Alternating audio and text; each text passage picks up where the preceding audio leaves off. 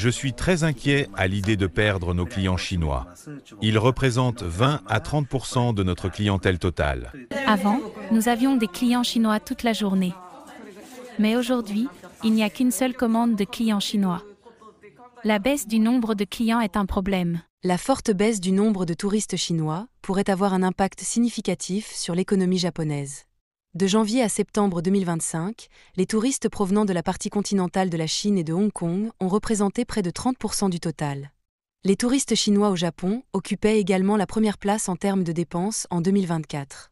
Les analystes du Nomura Research Institute préviennent qu'une baisse importante du nombre de touristes chinois pourrait coûter au Japon 0,36% de son PIB.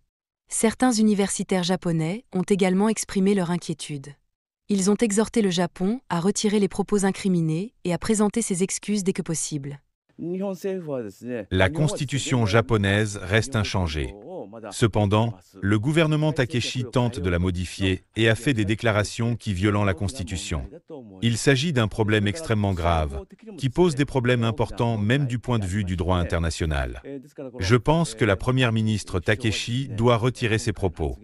De telles déclarations sont liées au militarisme et plongeront davantage le Japon dans la crise. La véritable crise réside dans le fait que plus le gouvernement Takeshi reste au pouvoir, plus la survie nationale du Japon est menacée. D'un point de vue économique, le Japon est une nation insulaire et doit entretenir des relations amicales avec les autres pays, en particulier avec la Chine, qui est l'un de ses principaux partenaires commerciaux. Un environnement pacifique est essentiel. Je pense qu'il faudrait présenter des excuses dès que possible.